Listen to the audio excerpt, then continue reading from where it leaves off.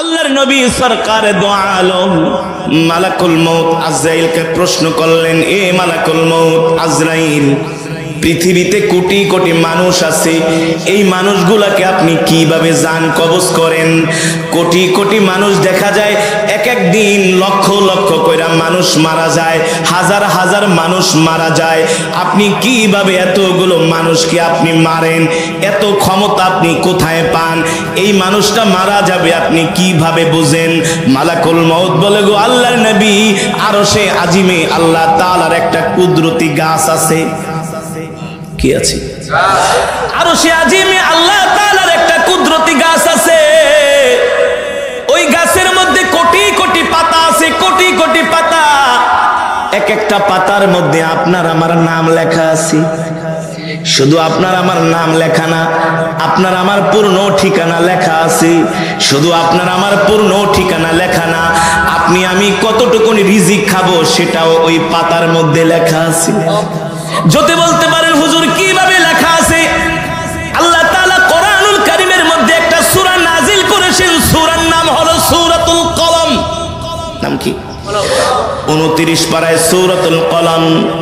আল্লাহ তাআলা বলেন, নুন ওয়াল কলামি ওয়া মা ইয়াসতুরুন, নুন ওয়াল কলামি ওয়া মা ইয়াসতুরুন।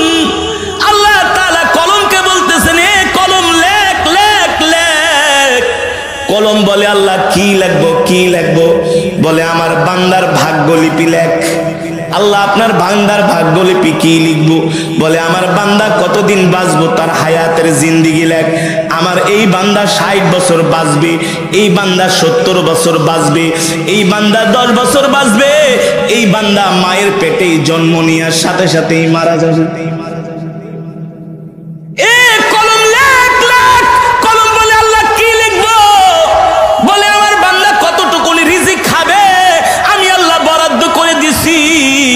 আমার বান্দার রিজিকটা তার আমল নামার ভাগ্যলিপির ভিতরে লেখা রাখ। আল্লাহ রসুল যখন এই কথা বলতে লাগলেন, সাহাবায়ে কেরাম প্রশ্ন করলেন, ওগো আল্লাহর নবী, তাহলে কি আল্লাহ তাআলা আমরা কতদিন বাঁচবো সেটা কি আল্লাহ তাআলা আগেই নির্ধারণ করেছেন? আমরা কতটুকু রিজিক খাবো সেটা কি আল্লাহ তাআলা আগেই নির্ধারণ করেছেন? আল্লাহর নবী বলেন, হ্যাঁ, আল্লাহ কোরআনুল কারীমের মধ্যে বলছেন, ইযা জাআ আজালুহুম লা ইস্তাখিরুনা সাআতা ওয়া লা ইস্তাকদিমুন। আল্লাহ রাব্বুল আলামিন বলে, এ দুনিয়ার মানুষ, আমি আল্লাহ তোমাদেরকে একটা হায়াতের জিন্দেগি দিয়ে দুনিয়াতে পাঠাইছি। আমি আল্লাহ তোমাদেরকে যতদিন হায়াতের জিন্দেগি দিছি, একদিন বেশিও বাঁচবা না, একদিন কমও বাঁচবা না। আমি আল্লাহ যতটুকু রিজিক দিয়া তোমাদেরকে দুনিয়াতে পাঠাইছি, সেই রিজিক শেষ না হওয়ার আগে তোমাদের মৃত্যুও হবে না। আপনার আমার জন্মের 50,000 বছর পূর্বে আল্লাহ তাআলা আপনার আমার রিজিককে নির্ধারণ করে রাখছে। কত কোটি টাকা আমি কামাবো, কয়টা বিল্ডিং বানাবো, কয়টা গাড়ি বানাবো, কোন ব্যবসা করব, কোন জায়গায় চাকরি করব, আল্লাহ তাআলা প্রত্যেকটা মানুষকে সৃষ্টি করার 50,000 বছর পূর্বে আল্লাহ সব নির্ধারণ করে দিয়েছে। জোরে বলেন সুবহানাল্লাহ। এই কারণে দুনিয়া নিয়ে তো কামরা কামরি করে লাভ নাই। আল্লাহ তাকদীরে যা লিখেছেন সেটা আপনি পাবেনই পাবেন, ঠিক কিনা বলেন? এবার আল্লাহর নবী বলেন, এ মালাকুল মউত, তাহলে আপনি আমাকে বলেন, এই যে মানুষগুলো মারা যায় কিভাবে আপনি বুঝেন এই লোকটা এই দিন মারা যাবে, সেই লোকটা ওই দিন মারা যাবে? মালাকুল মউত বলে, গো আল্লাহর নবী, আল্লাহ তাআলার আরশে আজিমে যে আল্লাহর কুদরতি গাছ আছে, ওই গাছের মধ্যে যেই পাতার মধ্যে প্রত্যেকটা মানুষের নাম লেখা আছে, যে মানুষটা মারা যাবে, মারা যাবার 40 দিন আগে তার নামের পাতাটা আস্তে আস্তে করে হলুদ বর্ণ হতে থাকে। কি কতদিন আগে? কথা বলেন। এই কারণে দেখবেন যে মানুষটা মারা যায় 40 দিন আগে তার কথাবার্তার একটা পরিবর্তন চলে আসে, তার মধ্যে একটা অন্যরকম সিমটম লক্ষ্য করা যায়। যে মানুষটা মারা যাবে 40 দিন আগে থেকে সে টেনশনে পড়ে যায়, ঠিক কিনা বলেন? সাহাবায়ে কেরাম প্রশ্ন করলেন, ওগো আল্লাহর নবী, তাহলে কি আমরা বুঝতে পারবো না যে আমরা 40 দিন আগে মারা যাব? সাহাবায়ে কেরামদেরকে আল্লাহর নবী বললেন, যদি তোমরা নেককার হও তাহলে বুঝতে পারবা। আল্লাহু আকবার। এই কারণে দেখবেন যারা জান্নাতি বান্দা, নেককার বান্দা, যারা মুমিন, তারা ইন্তেকালের আগেই বুঝতে পারে, মৃত্যুর আগেই বুঝতে পারে। সন্তানকে ডাক দিয়া বলে, বাবা রে এদিকে আয়, আমি আর বেশি দিন বাঁচবো না, আমার আর বেশি দিন হায়াত নাই, শরীরটা কেমন যেন ভালো লাগে না, যদি আমি মারা যাই আমার কবরটা ওই জায়গার মধ্যে দিবি। বাবারে অমুক ইমাম সাহেবকে দিয়ে আমার জানাজা দিবি। আর যদি সন্তান আলেম হয় ওসিয়াত করে, বাবা তুই আমার জানাজা পড়াবি। যদি সে জান্নাতি হয় তাহলে সে সব সময় মৃত্যুর জন্য তৈয়ার থাকে, ওযু করে রেডি থাকে। ঠিক কিনা বলেন? যখন 40 দিন হয় একজন মানুষ মারা যাবে, আস্তে আস্তে করে তার নামের পাতাটা হলুদ বর্ণ হয়ে যায়, আর সে আস্তে আস্তে করে অসুস্থতার দিকে যায়। আজকে এই রোগ, কালকে সেই রোগ, আস্তে আস্তে করে তার নামের পাতাটা যখন একেবারে হলুদ বর্ণ হতে থাকে, আল্লাহর নবী বলেন প্রত্যেক দিন আজরাইল আইসা তাকে বইলা যায়, এ সাবধান হইয়া যা, তোর বাকি আছে মাত্র 39 দিন। একদিন যায়, একদিন কমে, মালাকুল মউত আইসা বলে তোর বাকি আছে আর 38 দিন, 37 দিন, 36 দিন, 35 দিন। এভাবে যখন মালাকুল মউত বলতে থাকে, দেখবেন একটা মানুষ মৃত্যুর আগে আস্তে আস্তে করে একেবারে দুর্বল হতে থাকে, তার রিজিক কমে যায়, খাবার কমে যায়, ঘুম কমে যায়, তার মধ্যে একটা অস্বস্তি, অশান্তি ভাব বিরাজ করে। দেখেন, যদি আপনাদের কোনো আত্মীয় স্বজন মারা যায় তাহলে একটু খেয়াল করে দেখেন। চিটাগং থেকে একজন ইউনিভার্সিটিতে পড়ে একজন আমার একটা ছেলে আমাকে ফোন দিয়া বলে, হুজুর আপনি যে মৃত্যু সম্বন্ধে আলোচনা করছেন, এই আলোচনাটা আমি মন দিয়া শুনছি হুজুর। বিশ্বাস করেন আমার বাবা মারা যাওয়ার আগে আপনি যেভাবে যেভাবে বলছেন একেবারে আমার বাবার সাথে হুবহু মিলে গেছে। আমার বাবাও 40 দিন আগে আস্তে আস্তে করে দুর্বল হতে শুরু করছে, অসুস্থ হতে শুরু করছে, খাওয়া দাওয়া বন্ধ করে দিয়েছে। আল্লাহর নবী মালাকুল মউত আজরাইলকে বলে, হে আজরাইল তারপরে আমার উম্মতের কি হয়? ওগো নবী, এইভাবে করে যখন তার মৃত্যুর বাকি থাকে মাত্র 3 দিন, কয়দিন? সালাসা ইয়াউম। যখন তার মৃত্যুর বাকি থাকে 3 দিন, মালাকুল মউত তার কাছে দৈনিক 3 বার আসে। আয়েশা বলে, এ তোর বাকি আছে আর 3 দিন, 48 ঘন্টা, তুই এখনো তওবা করস নাই, আরে আর 48 ঘন্টা পরে তোর মৃত্যু হয়ে যাবে। যখন বাকি থাকে 2 দিন, মালাকুল মউত আয়েশা বলে, তাড়াতাড়ি করে তওবা কর, সাবধান হয়ে যা। তখনই দেখবেন যেই ব্যক্তিটা মারা যায় সেই ব্যক্তিটা আস্তে আস্তে করে একেবারে খাওয়া দাওয়া ছেড়ে দেয়, আস্তে আস্তে করে একেবারে সেই বিছানায় পড়ে যায়। আল্লাহর নবী বলেন, যারা জান্নাতি নেককার তারা বুঝতে পারে দুনিয়ার জমিন থেকে তারা চলে যাবে। নেককার মানুষেরা মৃত্যুর 40 দিন আগে তারা আরো বেশি করে তাদের নেক আমল বাড়ায়া দেয়। মানুষদেরকে দেখলে ডাক দেয়, ভাই এদিকে আয়, আমাকে ক্ষমা করে দিস। যদি কারো সাথে কোনো লেনদেন থাকে আগেই লেনদেন চুকিয়ে নেয়, আগেই পাওনা দাওনা চুকায় নেয়। ঠিক কিনা বলেন? আত্মীয় স্বজনদেরকে ডাক দিয়া বলে, এ ভাই আমাকে ক্ষমা করে দিও, জানি না কোন দিন মারা যাই। ঠিক কিনা বলেন? আল্লাহর নবী সরকারে দো আলম, ইমামুল আম্বিয়া, সাইয়্যিদুল মুরসালিন, খাতামুন নবীন, আল্লাহর নবী রাহমাতুল লিল আলামিন বলেন, যখন আল্লাহর নবীর ইন্তেকাল হয়ে যাবে, আল্লাহর নবী সরকারে দো আলম আম্মা জান আয়েশাকে ডাক দিলেন, ইয়া আয়েশা তাল, আয়েশা এদিকে আসো, আমার মিসওয়াকটা দাও। আম্মা জান আয়েশা বললেন, ওগো আল্লাহর নবী, আপনার মিসওয়াক কেন দিব? আল্লাহর নবী বলে, আয়েশা একটু পরে আমার ইন্তেকাল হয়ে যাবে, মালাকুল মউত আমার কাছে আসবে, আমি মৃত্যুর জন্য তৈয়ার হচ্ছি। আল্লাহর নবী সুন্দর করে মিসওয়াক করলেন, আল্লাহর নবী সুন্দর করে মিসওয়াক করে শুয়ে পড়লেন। ডাক দিলেন, আইনা আবি বকর, এ আমার আবু বকর কোথায়? আমার আবু বকরকে ডাক দিয়ে নিয়ে আসো। হযরত আবু বকরকে ডাকা হলো। আল্লাহর নবী হযরত আবু বকরের হাত ধরে কান্না করে দিলেন, আবু বকর আমার ইন্তেকাল হয়ে যাবে, একটু পরেই মালাকুল মউত আমার সামনে এসে হাজির হবে। এ মালাকুল মউত, এ আবু বকর, মালাকুল মউত একটু পরে এসে আমার কাছে হাজির হয়ে যাবে, আমি এই দুনিয়া ছেড়ে চলে যাব। এ আবু বকর শোনো শোনো, তুমি আমার সাহাবীদেরকে দেখা রাখো আবু বকর। ও আবু বকর, আমি আমার সাহাবীদেরকে ছেড়ে চলে যাচ্ছি রে আবু বকর। সাইয়েদনা আবু বকর এই কথা শুনে আল্লাহর নবীর কপাল মোবারকে একটা চুমু দিলেন। আল্লাহর নবীর কপাল মোবারকে চুমু দিয়া হযরত আবু বকর কান্না কইরা দিলেন। আল্লাহর নবী ডাক দিয়া বলে, আবু বকর কান্না করবেন না, আবু বকর কান্না করবেন না। ও আবু বকর, এই মৃত্যু মুমিনের জন্য কোনো কষ্টের কারণ না, এই মৃত্যু হলো মুমিনের জন্য একটা হাদিয়া। তুহফাতুল মুমিন, মৃত্যুটা হলো মুমিনের জন্য হাদিয়া। কারণ আল্লাহ তাআলার সাথে মুমিনের সাথে সাক্ষাতের দেয়াল হলো মৃত্যু। ঠিক কিনা বলেন? যখন মৃত্যু হয়ে যায়, রবের সাথে আর তার বান্দার সাথে সাক্ষাতের আর কোনো বাধা থাকে। এই কারণে মুমিনরা মৃত্যুকে ভয় পায় না, আর জাহান্নামীরা মৃত্যুকে ভয় পায়। কেন ভয় পায়? বলে এত কষ্ট করে টাকা পয়সা কামাইলাম, মরে গেলেই তো শেষ। এত সুন্দর বাড়ি, এত সুন্দর গাড়ি, এত সুন্দর নারী, মরে গেলেই তো শেষ।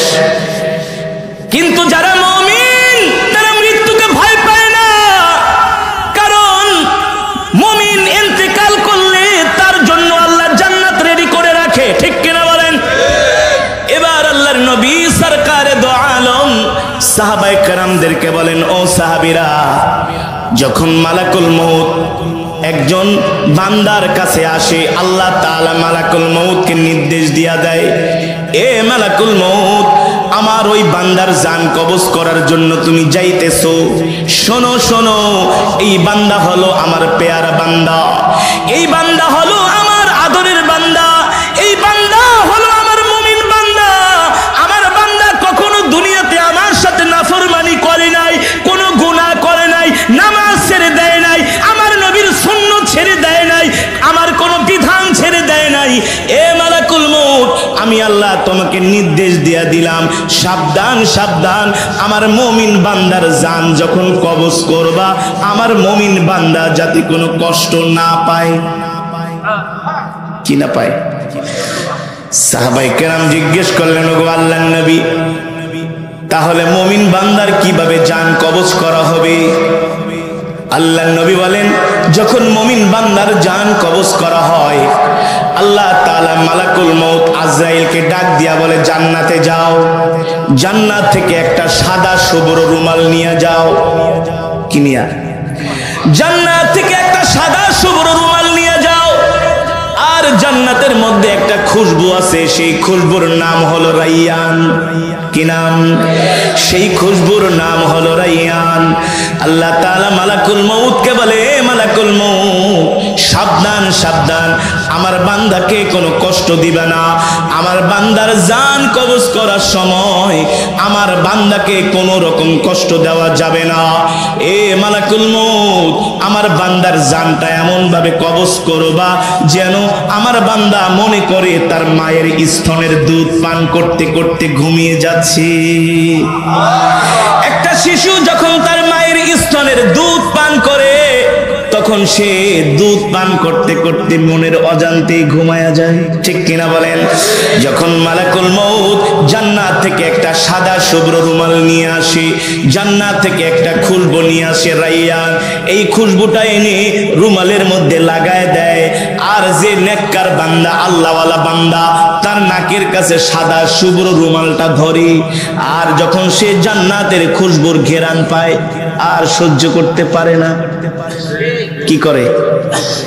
টান দেয়, আস্তে করে জান্নাতের খুশবুর ঘেরান পায়, একটা টান মারে। আল্লাহু আকবার, জোরে বলেন আল্লাহু আকবার। যখন আতর লাগান তখন কি করেন? দেখবেন সুগন্ধি, ভালো সুগন্ধি হলে নাকের ভিতরে লাগাইলে ঘেরানি মনে হয় ঘুমাইসা পড়ে, কেমন যেন একটা ভাব হয়। সুবহানাল্লাহ। আর এগুলা তো রসুলের হাদিস রে ভাই, বানায়া তো বলছি না, রসুলের হাদিস। দুনিয়ার যত মানুষ আছে সবাই সুগন্ধির পাগল, সবাই সুগন্ধিকে পছন্দ করে। নাকের মধ্যে সুগন্ধি লাগাইলে কেমন যেন একটা ঘুমের ভাব চলে আসে, কেমন যেন শরীরের মধ্যে একটা আরাম আয়েশ চলে আসে, ঠিক কিনা বলেন? আল্লাহ তাআলা বলে, এ মালাকুল মউত, আমার বান্দার জান কবজ করবা যাতে আমার বান্দা কোনো কষ্ট না পায়। আরশের মালিক আপনি বইলা দেন, আমি আপনার জান্নাতি বান্দার কিভাবে জান কবজ করব? জান্নাত থেকে খুশবু নিয়ে যাও, জান্নাত থেকে খুশবু নিয়ে যাও। এই খুশবুটা সাদা রুমালের সাথে লাগায়া আমার বান্দার নাকের মধ্যে ধরবা, কারণ আমার বান্দা দুনিয়াতে অনেক কষ্ট করছে। মৃত্যুর সময় আমি আল্লাহ আমার বান্দাটাকে কষ্ট দিতে পারবো না। আল্লাহু আকবার। আমার বান্দা ঠান্ডা পানি দিয়া ওযু করে ফজরের নামাজ পড়ছে, দুনিয়ার সব মানুষ ঘুমায়া ছিল, আমার বান্দা ঠান্ডা পানি দিয়া ওযু করে তাহাজ্জুদের নামাজ পড়ছে। আমার বান্দা মসজিদের কোনায় বৈশা বৈশা জিকির করছে, আমার বান্দা মসজিদের কোনায় বৈশা কোরআন তেলাওয়াত করছে। আমার বান্দা দুনিয়াতে কোনো আদনা থেকে আদনা গুনাহ করে নাই, এমন কোন কাজ করে নাই আমি আল্লাহ খুশি হব, আমি আল্লাহ রাগ করব, বেজার হব। এ মালাকুল মউত শোন শোন, আমার বন্ধু, আমার পেয়ারা বান্দা এখন ইন্তেকাল করবে, আমার সাথে সাক্ষাৎ করবে। আমি চাই না সাক্ষাতের সময় আমার বান্দা কোনো কষ্ট পাক, ঠিক কিনা বলি? আপনার বাড়িতে আমার বাড়িতে যদি কোনো মেহমান আসে কি করি? শুধু আপ্যায়ন না, মেহমানের হাত ধরে আস্তে করে নিয়ে আসি। কথা বল। যদি কোনো উঁচু নিচু জায়গা থাকে, মেহমানকে বলি আপনার হাতটা আমাকে দেন যাতে আপনার শরীরে চোট না লাগে। মেহমান কিন্তু আপনার চাইতেও আরো বেশি শক্তিশালী, তারপরও মেহমানকে সম্মান। সুবহানাল্লাহ। করি কি করি না? মেহমানের সাথে নরম ভাষায় কথা বলি, ঠিক কিনা বলেন? সালামু আলাইকুম, কেমন আছেন বিআই সাহেব? কোমল ভাষায়, নরম ভাষায় বিআইয়ের সাথে কথা বলি, কারণ বিআই আমার মেহমান। অনেকদিন পরে বিআইয়ের বাড়িতে আসছে, কোনো কষ্ট দেওয়া যাবে না, ঠিক কিনা বলেন? বিয়ের জন্য অনেক আইটেমের খাবার রান্না করা হয়। ও যুবক ও মুসলমান, আমি আপনাদেরকে কিভাবে বুঝাবো? যারা দুনিয়ার জমিনে আল্লাহর গোলামি করে তারা হলো আল্লাহর মেহমান।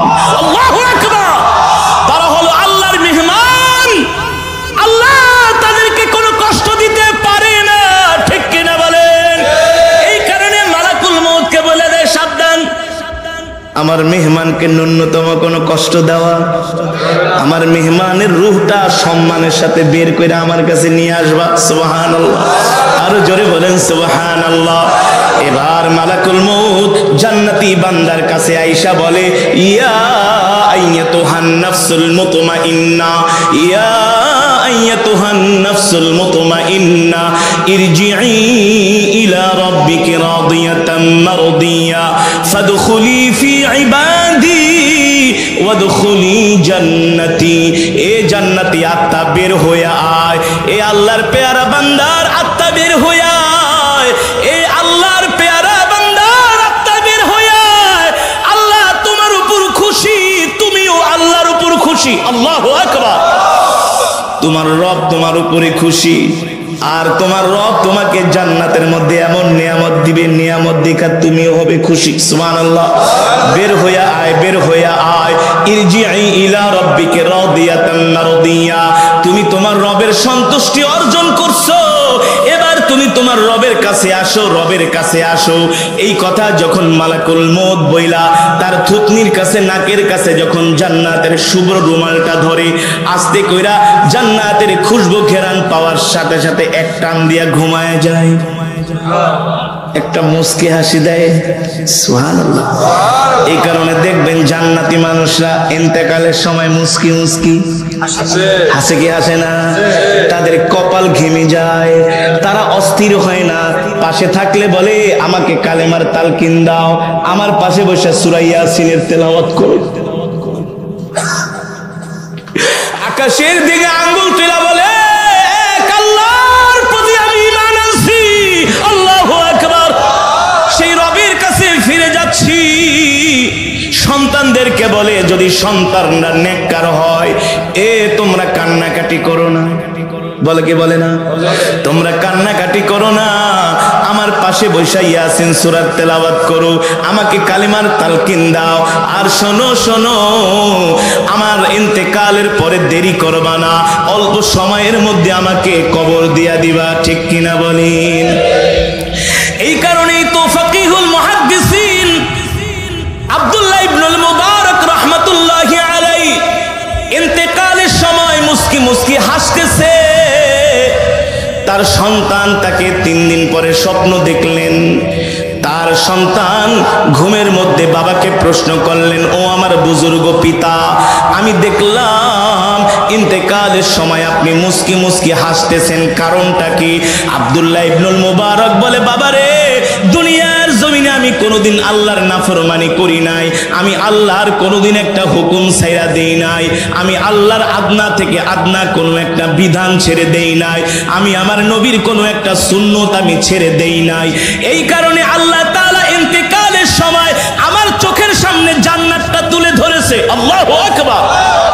আমি দেখতেছি জান্নাতের এমন নাজ নিয়ামত, আমি দেখতেছি জান্নাতের বালাখানা, আমি দেখতেছি জান্নাতের মধ্যে দুধের নহর, আমি দেখতেছি জান্নাতের মধ্যে মধুর নহর। আমার সন্তান, শোনো শোনো, এই নিয়ামত দেখার পরে আমি হাসবো নাকি কাঁদবো? আল্লাহু আকবার। আব্দুল্লাহ ইবনুল মুবারক রাহমাতুল্লাহি আলাইহির সন্তান বলে, আব্বাজি, অবশ্যই অবশ্যই আপনি হাসবেন। এবার আব্দুল্লাহ ইবনুল মুবারক বলে, শোনো শোনো আমার সন্তান, আমার বংশের মানুষদেরকে বলে দিও, আমার কওমের মানুষদেরকে বলে দিও, যারা দুনিয়ার জমিনে আল্লাহর হুকুম মানে, আল্লাহর ইবাদত করে, আল্লাহর সাথে নাফরমানি করে না, ইন্তেকালের সময় আল্লাহ তাআলা তাদের চোখের সামনে জান্নাত তুলে ধরে। জোরে বলেন সুবহানাল্লাহ। যখন একজন মানুষ ইন্তেকাল করে তখন তার অবস্থা কি হয়? হাদিস শরীফের মধ্যে এসেছে, যখন একজন মানুষ ইন্তেকাল করে তখন সে বুঝতে পারে না যে সে মরে গেছে। সে স্বপ্নের মধ্যে থাকে। কিসের মধ্যে? স্বপ্নের মধ্যে থাকে। কোন কোন বর্ণনায় আসছে, দেখবেন কিছু মানুষ ঘুমের মধ্যে স্বপ্ন দেখে যে সে মারা যায়। দেখে না? ঘুমের মধ্যে স্বপ্ন দেখে যে সে মারা যায়, তাকে নিয়ে কবরস্থানের কাছে যাইতেছে, এমন ভাবে স্বপ্ন দেখতে থাকে, স্বপ্ন দেখতে থাকে। যখন তাকে গোসল করায় তখনও মনে করে স্বপ্ন, যখন তাকে খাটিয়ার মধ্যে উঠায় তখনও মনে করে স্বপ্ন, যখন তাকে জানাজার নামাজ পড়ায় তখনও মনে করে স্বপ্ন, যখন তাকে একেবারে খাটের মধ্যে কইরা কবরের কাছে নিয়ে যায়, যখন দুইজন মানুষ কবরের মধ্যে লাফ দিয়ে পড়ে, আর তার লাশটা যখন দুই দিক থেকে গামছা দিয়া তার কবরের মধ্যে রাখা হয়, কবরের মধ্যে রেখে যখন তার কবরের উপরে বাঁশের চাটাই বিছিয়ে দেওয়া হয়, তারপরে কলা পাতা দেওয়া হয়, তারপরে যখন মানুষগুলো মাটি দেয় আর বলে, মিনহা খলাকনাকুম ওয়া ফিহা নুঈদুকুম ওয়া মিনহা নুখরিজুকুম তারাতান উখরা, তখন সে বুঝতে পারে মারা যায়। তখন সে বুঝতে পারে মারা যায়। তখন বলে, আমাকে তোমরা ছেড়ে যেও না, আমি এই অন্ধকার কবরে একা একা কিভাবে থাকবো? যদি সে জান্নাতি হয়, নেককার হয়, কোরআন প্রেমিক হয়, কোনো চিন্তা করে না। আর যদি নাফরমান হয়, জাহান্নামী হয়, চিৎকার করতে থাকে, চিৎকার করতে থাকে, এ আমার সন্তান, আমাকে একা রেখে যেও না। ও প্রিয়তমা স্ত্রী, তোমার সাথে 50 বছর সংসার করলাম, তুমি আমাকে একা একা কিভাবে কবরের মধ্যে রাইখা যাও? এভাবে রেখে যেও না, আমি এই অন্ধকার কবরে একা একা থাকতে পারবো না। যদি সেই আল্লাহওয়ালা হয়, কোরআন প্রেমিক হয়, কবরের মধ্যে শোয়ানোর সাথে সাথে আল্লাহর কোরআন তার কবরের মধ্যে এসে হাজির হয়ে যায়। ইযা উদিআল মাইয়িতু ফি কবরিহি জাআল কুরআনু ইনদা রাসিহি, আল্লাহর কোরআন ডাক দিয়া বলে, বন্ধু তুমি চিন্তা করবা না, টেনশন করবা না, তোমার কোনো ভয় নাই, তোমার কোনো চিন্তা নাই, আমি কোরআন তোমার সাথে আছি। জোরে বলেন সুবহানাল্লাহ। এবার আল্লাহর কোরআন তার মাথার কাছে বসে থাকি, অন্ধকার কবরটা আল্লাহর কোরআন আলোকিত করে দেয়। আল্লাহ, কারণ এই কবরের মধ্যে নাই কোনো বাতি, নাই কোনো সাথী, আছে নাই কোনো বিছানা। আল্লাহ আল্লাহ, একটু চোখটারে বন্ধ করে একটু মনে মনে ভাবেন, এখন মরে গেলে আপনার আমার লাশটা ঘরের মাঝখানে শোয়ায়া রাখবে না, একটা সাদা কাপড় দিয়া শোয়ায়া রাখবে।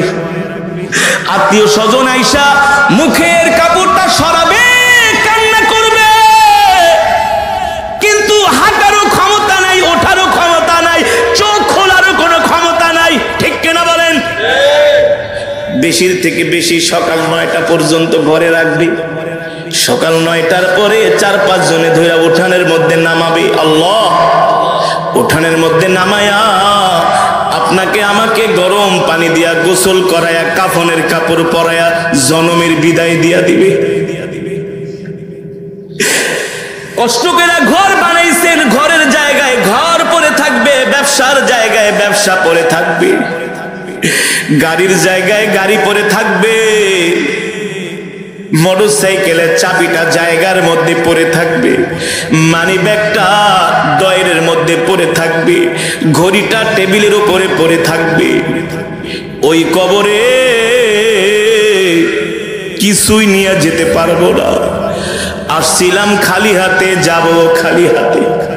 ঠিক কিনা বলে? তারপরেও আমরা কবরের কথা চিন্তা করি না।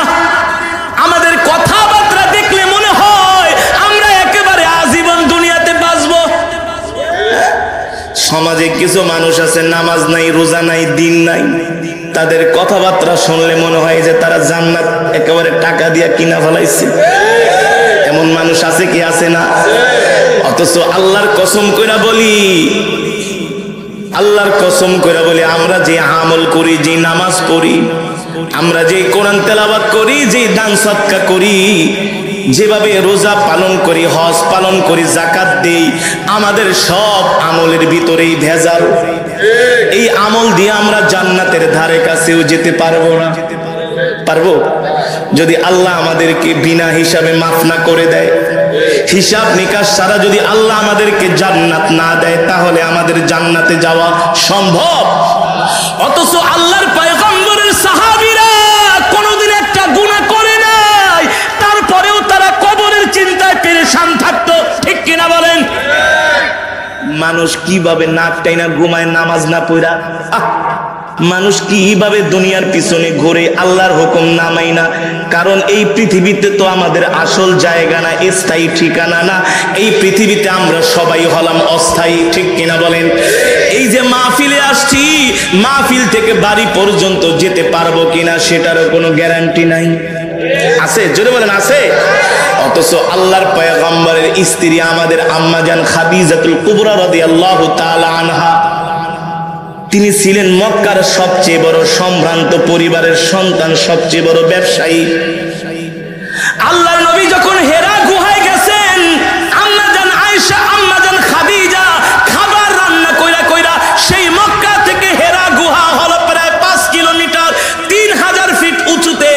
আম্মাজান খাদিজা প্রতিদিন রান্না কইরা খাবার নিয়া নিয়া আল্লাহর নবীকে হেরা গুহায় দিয়ে আসতেন।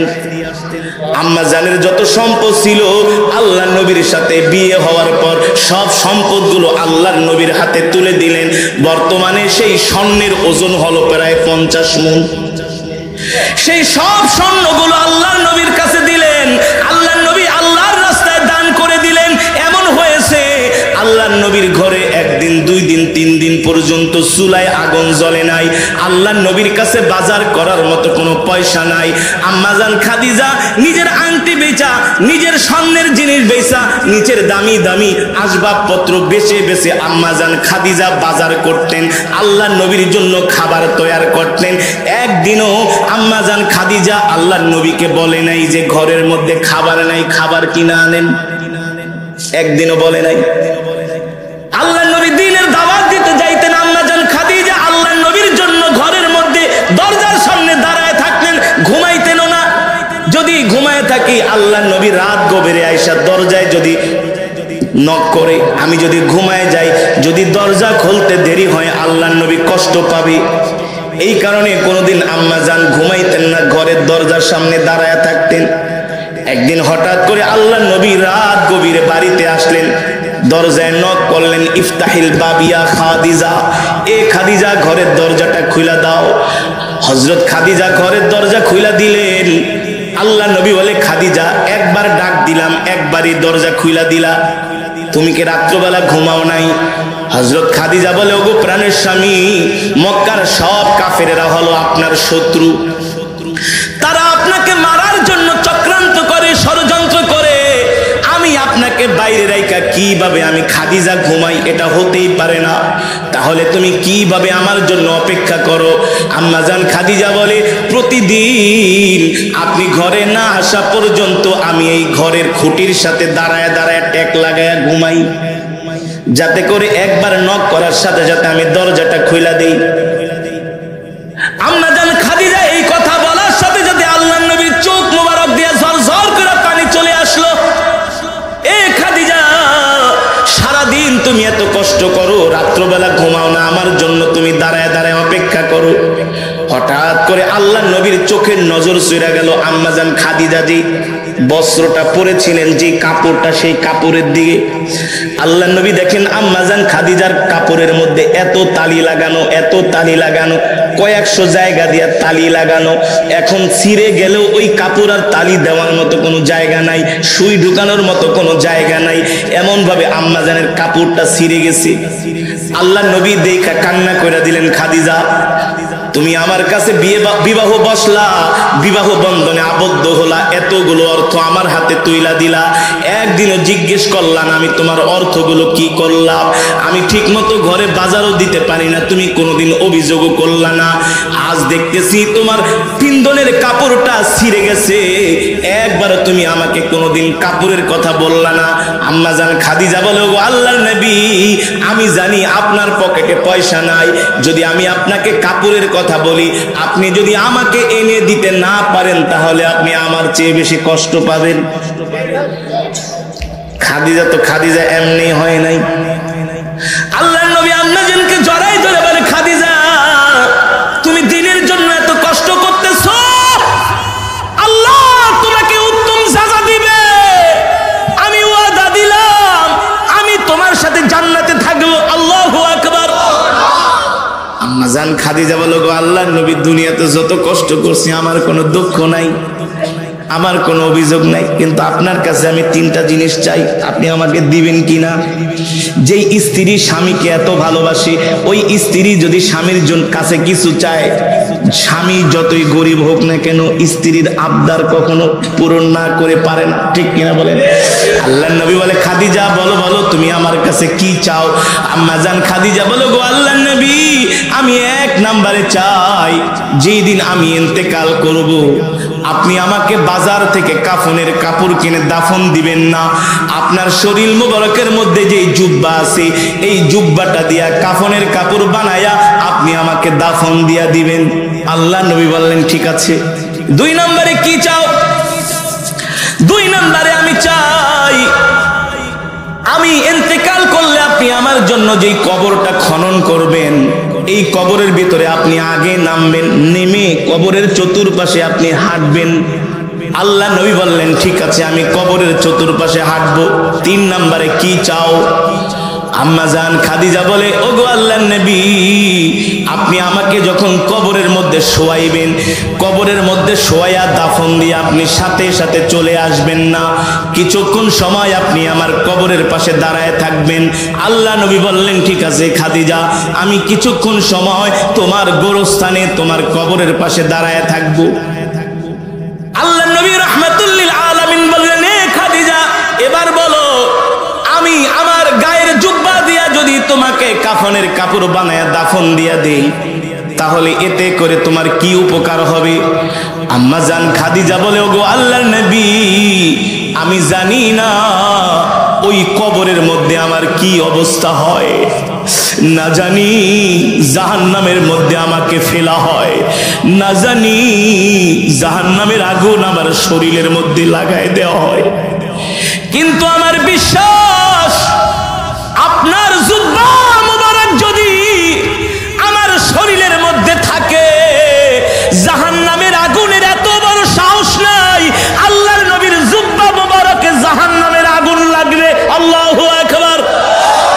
জাহান্নামের আগুনের এত বড় সাহস নাই আল্লাহর নবীর জুব্বা মোবারককে জাহান্নামের আগুন স্পর্শ করবে। এই কারণে আপনি আপনার জুব্বা মোবারক দিয়ে আমাকে কাফনের কাপড় বানায় দাফন দিয়া দিবেন। অথচ আম্মাজান খাদিজা কেমন ছিলেন? আম্মাজান খাদিজার সব সম্পদ আল্লাহর রাস্তায় দান করে দিয়েছেন।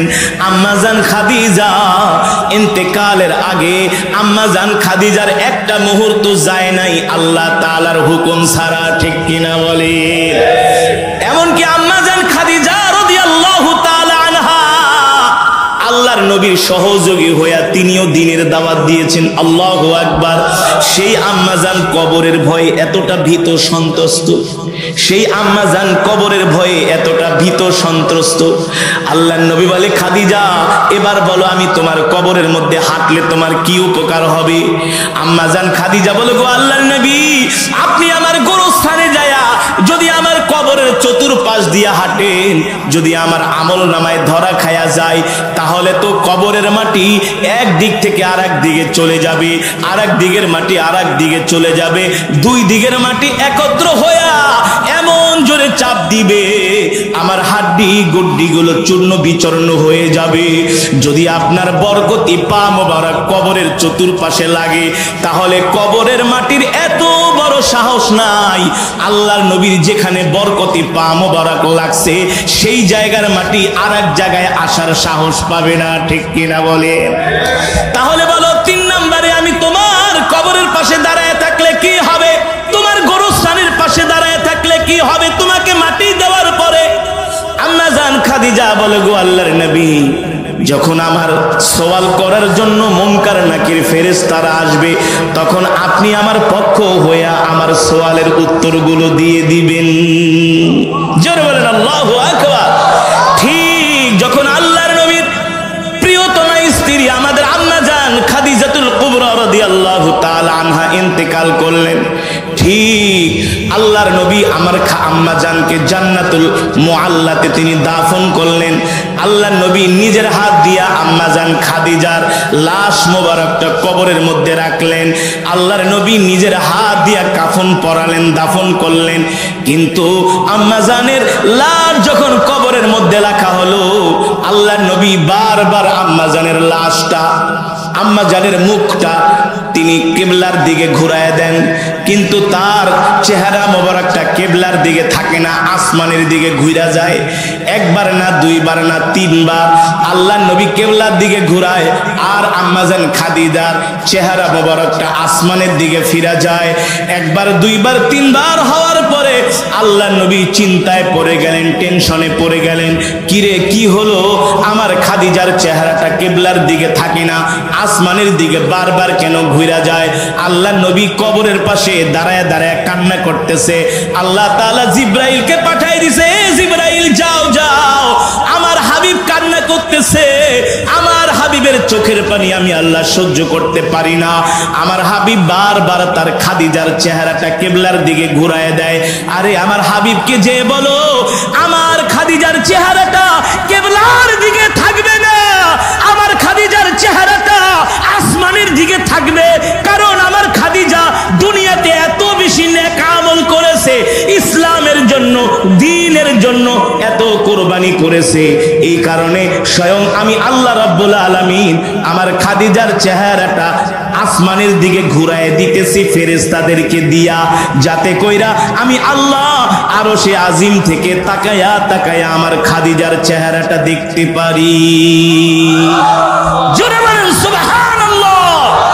স্বয়ং আল্লাহ বলতেছে, জিবরাইল যাও, আমার খাদিজা এত নেক আমল করেছে, এত দিনের জন্য কুরবানি করেছে, আমার খাদিজার চেহারা কিবলার দিকে থাকবে না, আমার খাদিজার চেহারা থাকবে কোন দিকে?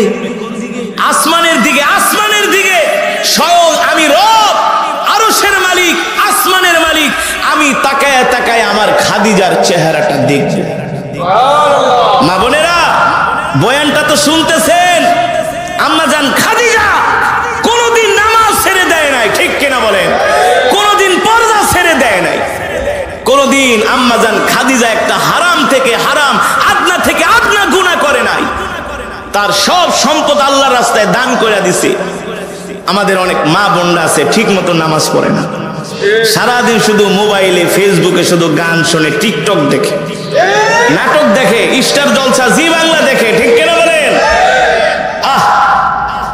আমাদের অনেক যুবক ভাইরা আছে যারা জীবনেও কোনোদিন নামাজ পড়তে মসজিদে যায় না, সব সময় গান বাজনা নিয়ে থাকে। ভাই চলেন নামাজে, আরে মিয়া তুমি নামাজ পড়ে কি করছো? তোমার চেয়ে আমার ঈমান মজবুত আছে, বলে কি বলে না?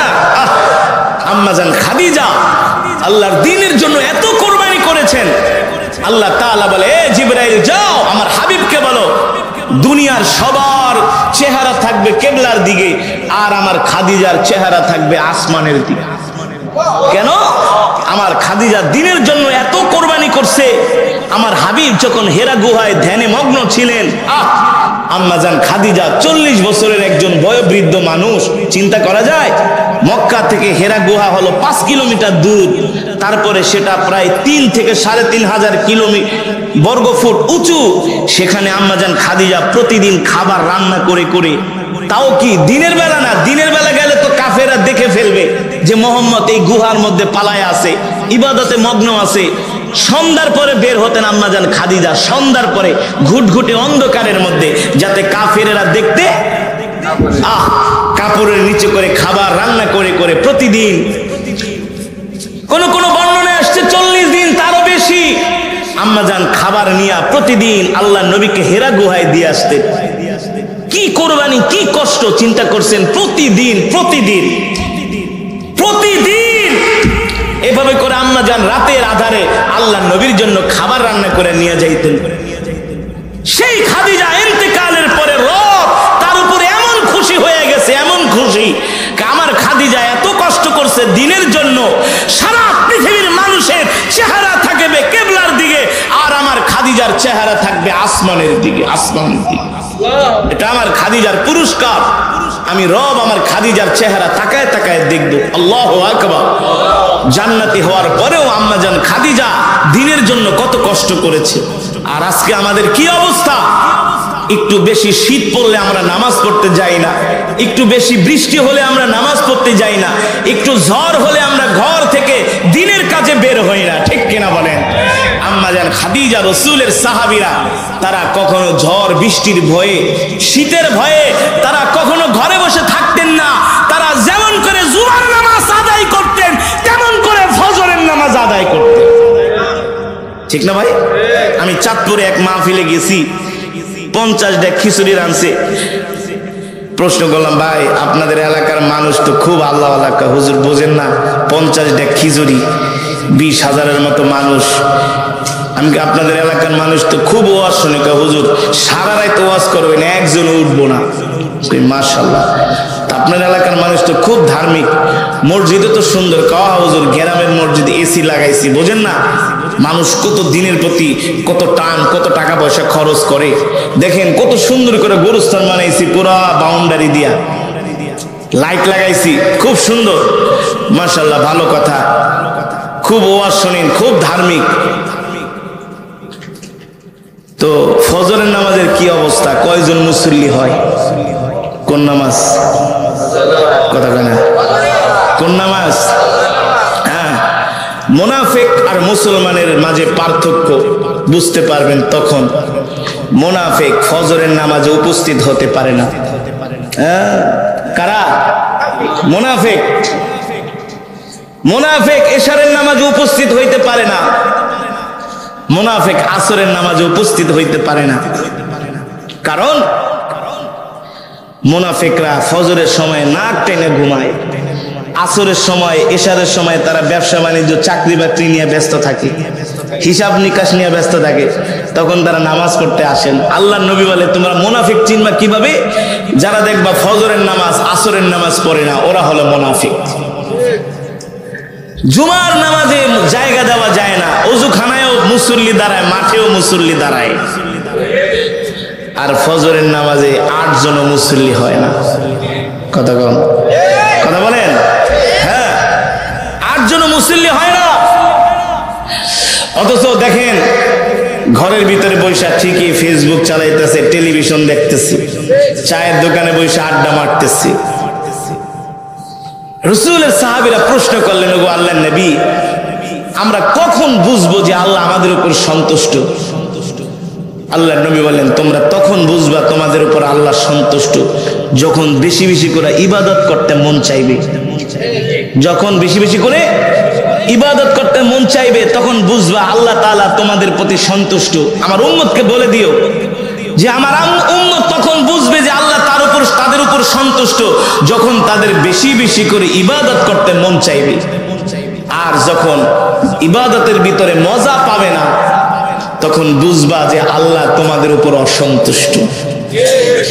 মসজিদে গেছেন, যোহরের নামাজ পড়ছেন, মন চাইতেছে আরো 2 রাকাত নফল নামাজ পড়তে, তখন বুঝতে হবে রব আপনার প্রতি সন্তুষ্ট। ঠিক কিনা বলেন? মাগরিবের নামাজ পড়ছেন, মসজিদ থেকে বের হতে মন চায় না, মসজিদের কোনায় বসে একটু জিকির করতে মন চাইতেছে, আর 2টা রাকাত নামাজ পড়তে মন চাচ্ছে। এমন হয় কি হয় না? হয় কি হয় না? কোরআন তেলাওয়াত করতেছেন, এক পারা পড়ছেন, মন চায় আরো 5টা পৃষ্ঠা বাড়ায়া পড়ি, 5টা পৃষ্ঠা বাড়ায়া পড়ি, তখন বুঝবেন যে রব আপনার প্রতি সন্তুষ্ট। আল্লাহু আকবার। ফজরের সময় ঘুমাইছেন, রাত্রবেলা ফজরের আজানের আগে হঠাৎ করে ঘুমের মধ্যে আপনার ঘুম ভেঙে গেছে, চোখ খুলে গেছে, ফজরের নামাজের কথা মনে হয়েছে, তখন বুঝবেন রব আপনার প্রতি সন্তুষ্ট। আল্লাহু আকবার। জোরে বলেন আল্লাহু আকবার। রব চায় আপনি আসেন, আল্লাহর কদমে সেজদা দেন। রব চায় আপনি আল্লাহর কোরআন নিয়ে বসেন। রব চায় আপনি জিকির করেন। এভাবে করে যদি আমলের ধারাবাহিকতা রক্ষা করতে পারেন, ইন্তেকালের আগে আল্লাহর জান্নাত দেখে মৃত্যু হবে ইনশাআল্লাহ। ইনশাআল্লাহ, নাইলে উপায় নাই। এই গোরস্থান, এই কবর, যে গোরস্থানের উদ্যোগে মাহফিল, ধনী গরিব সবাইকে ওই কবরে যেতে হবে। যে সনের ঘরে থাকে, মাটির ঘরে থাকে, তাকে ওই কবরে যেতে হবে। যে 5তলা বিল্ডিং এ থাকে তাকে ওই কবরে যেতে হবে। ঠিক কিনা বলেন? আর সবার জন্য জায়গা একই বরাদ্দ, 3.5 হাত, বেশি না, 3.5 হাত, বেশি না। ভাই রে, এই কারণে দুনিয়া নিয়া এত খাম, এই দুনিয়া নিয়া এত বেশি পেরেশান হওয়া, দুনিয়া নিয়া এত বেশি কামড়ি করা, এটা বুদ্ধিমানের কাজ নয়। কারণ এই দুনিয়া ছেড়ে আমাদেরকে চলে যেতে হবে। আমরা যাই উপার্জন করব, নিজের জন্য রেখে বাকিটা আল্লাহর দ্বীনের জন্য দান করে দিব। রাজি আছেন ইনশাআল্লাহ? 5 ওয়াক্ত নামাজ আমরা জামাতের সাথে আদায় করব। 5 ওয়াক্ত নামাজ, নামাজ ছাড়বেন না, নামাজ ছাড়া যাবে না। নামাজ ছাড়ছেন তো পথভ্রষ্ট হয়ে গেছে। এই কারণে 5 ওয়াক্ত নামাজ জামাতের সাথে আদায় করবে। আর এই শীতের দিনে ঠান্ডা পানি দিয়ে যদি উযু করে ফজরের নামাজটা পড়তে পারেন, আপনি গরম পানি দিয়ে উযু করে ফজরের নামাজ পড়েন, এই ঠান্ডা পানি জাহান্নামের আগুনকে ঠান্ডা করে দিবে। জাহান্নামের আগুনকে কি করবে? ঠান্ডা করে দিবে। এই কারণে আপনারা যারা এই শীতের ভিতরে প্রচন্ড বৃষ্টির মতো কুয়াশা পড়তেছে, এই বৃষ্টির মধ্যে বসে আছেন, কুয়াশার মধ্যে, 1 প্যাকেট বিরিয়ানিও দেওয়া হবে না, 500 টাকাও দেওয়া হবে না। কিসের আশায় বসে আছেন? যাতে আল্লাহ মাফ করে দেয়, নাকি ভাই? যাতে আল্লাহ জাহান্নামের আগুনটা হারাম করে দেয়, একটা জান্নাত দিয়ে দেয়। এটাই তো কামনা, নাকি? এটাই তো চাওয়া, নাকি? যদি এটাই চাওয়া হয়ে থাকে, রব দেখতেছেন, দেখছেন আরো কত মানুষ আছে আশেপাশে, কোরআনের মজমায় আসে নাই, কিন্তু আপনারা ঠান্ডার ভিতরে আসছেন। কেন আসছেন জানেন? রাসূলের হাদিস, লা তাযাদু তাইফাতুম মিন উম্মতি মানসুরিন আলাল হক। কিয়ামত পর্যন্ত আল্লাহ তাআলা এই জমিনের মধ্যে একটা হকের দল তৈরি করে রাখবে। তারা জিহাদের ময়দানে জিহাদ করবে, আবার তারা কোরআনের ময়দানে কোরআনের আওয়াজ তুলবে, রাজপথে আল্লাহর জমিনে আল্লাহর কোরআনের রাজ কায়েম করার জন্য চেষ্টা করবে। ঠিক কিনা বলেন? এই যে আপনারা কোরআনের মজমায় আছেন এই শীতের ভিতরে, এমনি না, আল্লাহ আপনাকে আমাকে কবুল করেছেন, নাহলে বসতে পারতেন না। শয়তান ওয়াসওয়াসা দিয়ে নিয়ে যেত, এই চল, এই শীতের ভিতরে বসে দেখা লাভ কি? লাভ কি? দরকার নাই, ঘরে যা শুয়ে থাক। না, আপনি যেতে চাইলেও যেতে পারবেন না, চাইলেও আপনি যেতে পারবেন না। কেন পারবেন না? আপনি রবের ভালোবাসায় আটকা পড়ে গেছেন। কার ভালোবাসায়? মান ইউরিদিল্লাহু বিহি খায়রান ইউফাক্কিহু ফিদ্দীন। আল্লাহ তাআলা যাকে ভালোবাসে তাকে দ্বীনের বুঝ দান করে, দ্বীনের বুঝ দান করে। আল্লাহ যাদেরকে ভালোবাসে না তাদের মাঝে দ্বীনের বুঝ থাকে না, তারা শুধু দুনিয়া, টাকা পয়সা, বাড়ি গাড়ি, ক্ষমতা নিয়ে ব্যস্ত থাকে। আছে কি আছে না? দেখবেন শুক্রবারে জুমার দিনে ঘরের ভিতরে বসে বসে বাম হাত দিয়ে সিগারেট খায়, জুমার নামাজে যায় না। এমন অনেক মানুষ এলাকার মধ্যে আছে, যায় না, মসজিদে আসে না, ডাকলেও রাগ করে, ডাকলেও কি করে? রাগ করে। আর একজন দিনমজুর রিক্সা চালায়, তরকারি বেচে, দুপুর 11টা থেকেই নামাজের জন্য প্রস্তুতি নেয়। কেন? রব তাকে পছন্দ করে। ঠিক কিনা বলেন? আমরা আল্লাহ তাআলার পেয়ারা বান্দা হতে চাই কি চাই না? পেয়ারা বান্দা যদি হতে চাই 5 ওয়াক্ত নামাজ আমাদেরকে জামাতের সাথে আদায় করতে হবে। আর বেশি বেশি করে কবরের কথা মনে করতে হবে। যে গোরস্থানের উদ্যোগে মাহফিল, মাঝে মাঝে গোরস্থানে যাবেন, যায়া গোরস্থানের পাশে বৈশা বৈশা দোয়া করবেন। দোয়া, এ কবর, তোমার পেটে আমাকে তো আসতে হবে, আজ না হয় পরশু। বয়স যদি 40 বছর হয়, তাই না মাইনা আর 20 বছর, 10 বছর, মরতে হবে। আল্লাহ, এই কথা চিন্তা করলে মাঝে মাঝে মাথা একেবারে মাথায় কোনো কাজ করে না। মরতেই হবে। আল্লাহ, বয়স যদি 50 হয়, তাই না মাইনা আর 15 বছর, 20 বছর, এর বেশি তো না। অথচ এই 15-20 বছর, 30 বছরের জন্য আমরা কত কিছুর আয়োজন করি, ঠিক না ভাই? যেই ঘরে থাকতে পারবো না, ওই ঘর সাজানোর জন্য নাওয়া নাই, খাওয়া নাই, ঘুম নাই, নাকি? না ঘুমাইতে ঘুমাইতে চোখ লাল হয়ে যায়, ঠিক মতো নাস্তাও খায় না। টাকা ইনকাম, সম্পদ কামাইতে হবে। কিরে ভাই? কবে খুব ব্যস্ত আছি। ভাই আসেন একটু নামাজ পড়েন। কারে ভাই সময় নাই, কাস্টমার বসে আছে, স্যার বসে আছে। রমজান মাসে ভাই আসেন একটু ইফতারি করতে। বিশ্বাস করেন ভাই, ইফতারি করারও সময় পাই না। আছে কি আছে না? নামাজ তো দূরের কথা, রোজা রাখে কিন্তু নামাজই পড়ে না। দুনিয়া একমাত্র মহান রব্বুল আলামিনের জন্য, যিনি আমাদেরকে সৃষ্টি করেছেন। ঠিক কিনা বলেন? মুসলমান, আমাদের হায়াতের মালিক কে? আমাদের রিজিকের মালিক কে? আমরা কার গোলাম? এক আল্লাহর গোলাম। ঠিক কিনা বলেন? সেই আল্লাহ তাআলার জবানের কালাম কোরআনুল কারীমের তেলাওয়াত আমি করেছি, আপনারা শুনেছেন তো? যদি শুনে থাকেন, হৃদয়ের কান দিয়ে এক একটা হরফের বিনিময়ে আল্লাহ তাআলা আমাদের আমল নামায় কমপক্ষে 10টি করে নেকি দান করেছেন। খুশি নাকি বেজার? এখানেই শেষ না। শীতের ভিতরে আসছেন, ঠান্ডার ভিতরে বসে আছেন, পুরস্কার এখানেই শেষ নয়। যারা মাহফিলে আসতে পারে না, আসে না, ওরা হলো কপাল পোড়া। ঠিক কিনা বলেন?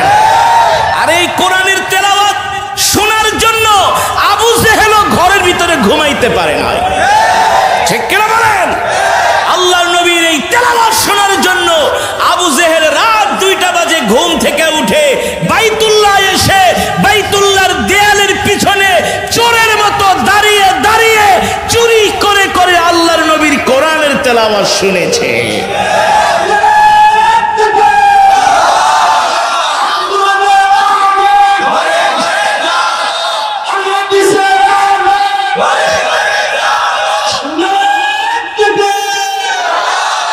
আর আজকে সেই গরু খাওয়া মুসলমানরা রাত জেগে কোরআন শুনতে আসে না, কিন্তু ফুটবল খেলা ঠিকই দেখে, ক্রিকেট খেলা ঠিকই দেখে, আইপিএল বিপিএল দেখার জন্য চায়ের দোকানে সব গাঞ্জটিরা ভিড় জমায়।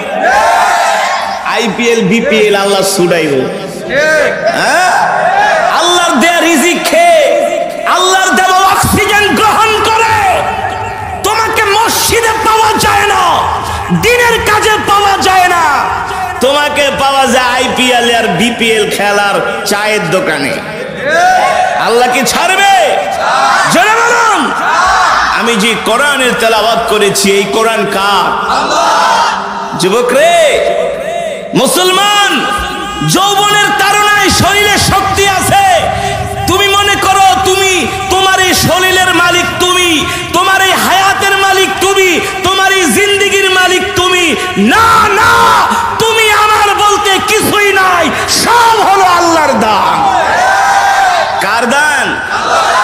নিজেকে অনেক বড় জ্ঞানী মনে করো, বুদ্ধিমান মনে করো না। যে যার মাঝে দিন নাই, যার মাঝে কোরআন নাই, যার মাঝে আল্লাহ আল্লাহ রসুলের ভয় নাই, আসলে সে জ্ঞানী না, বুদ্ধিমান না, সে হলো সবচেয়ে বড় বোকা। ঠিক কিনা বলেন? মুসলমান যুবক, তুমি যে খেলোয়াড়দেরকে ভালোবাসো, নায়ক নায়িকাদেরকে ভালোবাসো, এই খেলোয়াড়রা, এই নায়ক নায়িকারা তোমাদেরকে জান্নাতে নিতে পারবে না, তোমাদেরকে কবরে পাহারা দিতে পারবে না। কবরে পাহারা কে দিবে জানেন? কে দিবে জানেন?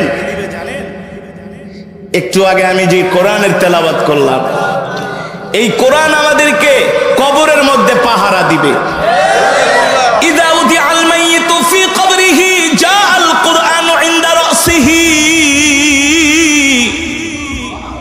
ইদা উদিআল মাইয়িতু ফি কবরিহি জাআল কুরআনু ইনদা রাসিহি। আল্লাহর নবী বলেন, উম্মত, এ উম্মত, আল্লাহ আমার উপর যে কোরআন নাজিল করেছে, এই কোরআনকে তোমরা ভালোবাসো, এই কোরআনকে তোমরা মোহাব্বত করো, কারণ তোমরা যখন ইন্তেকাল করবা, তোমাদেরকে যখন গোরস্থানের দিকে নিয়ে যাবে, কোন দিকে? জোরে বলেন। আমরা মরবো কি মরবো না? কেউ বাঁচতে পারবো? কেউ বাঁচতে পারছে? কুল্লু নাফসিন যায়িকাতুল মাউত, কুল্লু নাফসিন যায়িকাতুল মাউত। আল্লাহ রাব্বুল আলামিন বলেন, এ দুনিয়ার মানুষ, তোমাদের প্রত্যেকেই মরতে হবে, তোমাদের প্রত্যেকেই গোরস্থানে যেতে হবে, তোমাদের প্রত্যেকেই 3.5 হাত কবরের মধ্যে শুইতে হবে। আর ওই কবরে টাকা পয়সা, বাড়ি গাড়ি কিছুই নিয়ে যেতে পারবে না। ঠিক কিনা বলেন? তুমি যদি 1000 কোটি টাকার মালিক হও, লক্ষ কোটি টাকার মালিক হও, তোমাকে 3.5 হাতের বেশি জায়গা দেওয়া হবে না। হ্যাঁ, নাকি এমন বলবি, আমাদের এলাকার সবচেয়ে বড় শিল্পপতি, তার কবরটা একটু 6 হাত বানাও, তাকে একটু পৃথিবীর সবচেয়ে দামি মখমল কাপড় দিয়ে কাফনের কাপড় বানায় দাফন দাও। না না না না, তুমি 1000 কোটি টাকার মালিক হতে পারো, তোমার কবর হবে 3.5 হাত। তুমি যদি একটা তরকারি বিক্রি করো, ছোট একটা তরকারির দোকানওয়ালা হও, তোমারও কবর হবে 3.5 হাত। ঠিক কিনা বলেন? ওই কবর কারোর জন্য হবে জান্নাতের বাগান, আবার কারোর জন্য হবে জাহান্নামের টুকরা। কারোর জন্য হবে জান্নাতের বাগান, আবার কারোর জন্য হবে জাহান্নামের টুকরা। আল্লাহ নবী সরকারে দো আলম, ইমামুল আম্বিয়া, সাইয়্যিদুল মুরসালিন, খাতামুন নবীন, সব সময় আল্লাহর নবী পেরেশান থাকতেন, চিন্তিত থাকতেন। সাহাবায়ে কেরাম প্রশ্ন করলেন, ওগো আল্লাহর নবী, আপনি চিন্তিত কেন, পেরেশান কেন? আল্লাহর নবী বলে, এ সাহাবীরা রে, আমি আমার এতিম উম্মতের জন্য চিন্তা করি, আমার এতিম উম্মত ওই কবরের মধ্যে কিভাবে থাকবে। সাহাবায়ে কেরাম প্রশ্ন করলেন, ওগো আল্লাহর নবী, কবর কি সবার জন্যই ভয়ঙ্কর? বলে, না না না, কবর সবার জন্য ভয়ঙ্কর নয়, কারোর জন্য হবে কবরটা জান্নাতের টুকরা, আবার কারোর জন্য হবে ভয়াবহ জাহান্নাম। সাহাবায়ে কেরাম প্রশ্ন করলেন, ওগো আল্লাহর নবী, কার জন্য কবরটা জাহান্নামের টুকরা হবে? আল্লাহর নবী বলে, যারা দুনিয়ার জমিনে নামাজ পড়ে না, আল্লাহর হুকুম মানে না, কোরআন তেলাওয়াত করে না, কোরআনের মজমায় আসে না, যারা দিন মানে না, তাদের জন্য হবে জাহান্নামের টুকরা। আর যারা দুনিয়ার জমিনে আল্লাহর কোরআনকে মহব্বত করে, আল্লাহর কোরআনকে ভালোবাসে, ওই ব্যক্তিটা ইন্তেকালের সাথে সাথে যখন তাকে কবরের মধ্যে রাখা হয়, সাথে সাথে আল্লাহর কোরআন যে হাজির হয়ে যায়। কুল্লু নাফসিন যায়িকাতুল মাউত ওয়া ইন্নামা তুওয়াফাউনা উজুরাকুম ইয়াওমাল কিয়ামাহ ফামান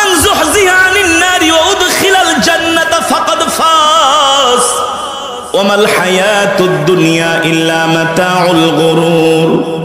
আল্লাহ রাব্বুল আলামিন বলে, দুনিয়ার মানুষ, তোদের সকলকে মরতে হবে, মৃত্যুর স্বাদ গ্রহণ করতে হবে। কেউ বাঁচতে পারে নাই, তোরাও বাঁচতে পারবি না। এ দুনিয়ার মানুষ, দুনিয়ার পিছনে এত ঘুরিস না, দুনিয়ার পিছনে এত সময় দিস না, শুধু সম্পদের পিছনে সময় দিস না, অর্থ কামানের পিছনে সময় দিস না। ও ইন্নামা তুওয়াফাউনা উজুরাকুম ইয়াউমাল কিয়ামা। আল্লাহ তাআলা কিয়ামতের দিন প্রত্যেকটা মানুষকে তার পুরস্কার দিবে, প্রত্যেকটা মানুষকে তার আমলের বদলা দিবে। আল্লাহ রাব্বুল আলামিন বলেন, সেই দিন তারাই সফল হবে, সেই দিন তারাই কামিয়াব হবে যাদের নেকের পাল্লা ভারী হবে। ঠিক কিনা বলেন?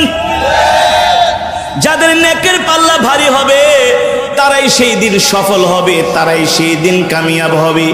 যাদের নেকের পাল্লা হালকা হয়ে যাবে সেই দিন তারা ধরা খেয়ে যাবে। আল্লাহ নবী সরকারে দু আলম মালাকুল মউত আজরাইলকে ডাক দিছে, মালাকুল মউত আজরাইল, শোনেন শোনেন, আপনি যে মানুষের জান কবজ করেন, এই জান কবজ করার সময় মানুষের কেমন কষ্ট হয়।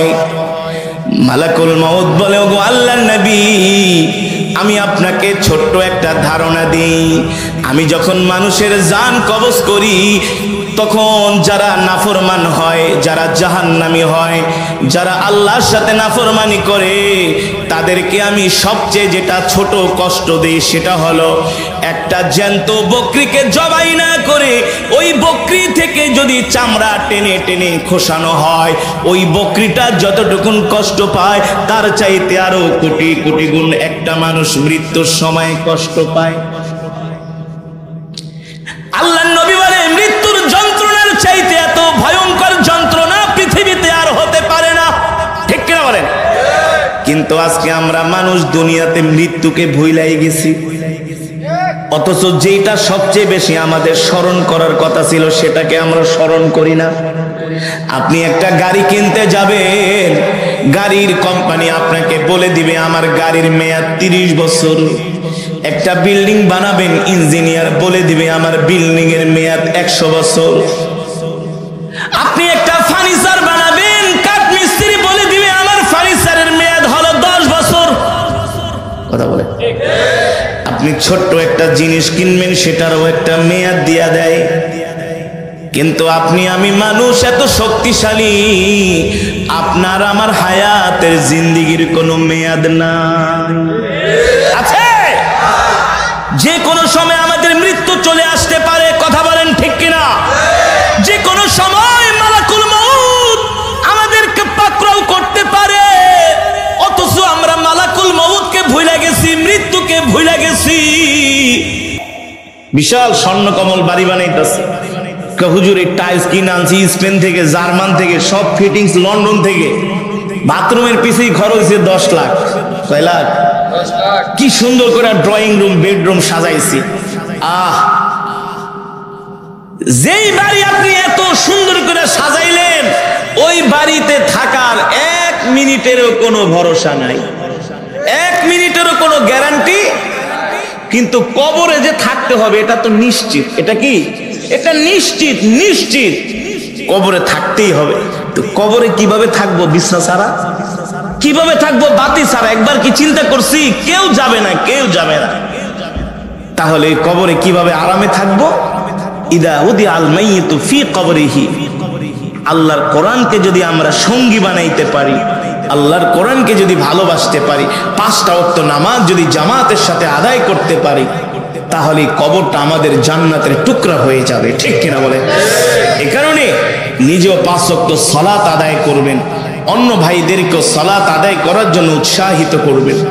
সব সময় দিনে কমপক্ষে 10 থেকে 20-30 বার শুধু মরণের কথা স্মরণ করবেন, তাহলে দেখবেন কোনো গুনাহ করতে মন চাইবে না।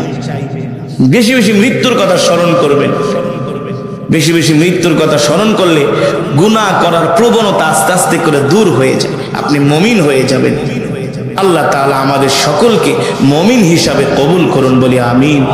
ওই কবরটা আল্লাহ তাআলা আমাদের জন্য জান্নাতের বাগান বানায় দিন বলি আমিন। আল্লাহ তাআলা আম্মা জান খাদিজা রাদিয়াল্লাহু তাআলা আনহাকে আল্লাহ তাআলা যেভাবে কবরে ভালোবেসেছেন, তার কবরকে নূরে নূরান্বিত করেছেন, আল্লাহ তাআলা আমাদের কবরকে এভাবে নূরে নূরান্বিত আলোকিত করে দিন বলি আমিন। এই আশায় প্রত্যাশা ব্যক্ত করে আমি আমার আলোচনা এখানেই শেষ করলাম। ফজরের নামাজটা কিন্তু আদায় করি, ফজরের নামাজ ছেড়ে দিয়েন না। 50 বছর ও আর শোনা আর একটা ফজরের নামাজ পড়া, এক ওয়াক্ত, তার চাইতেও আরো উত্তম ফজরের নামাজ পড়বেন। দুরূদ শরীফ পড়ি, আল্লাহুম্মা সাল্লি আলা মুহাম্মাদ ওয়া আলা আলি মুহাম্মাদ কামা সাল্লাইতা আলা ইব্রাহিম ওয়া আলা আলি ইব্রাহিম ইন্নাকা হামিদুম মাজিদ। আল্লাহ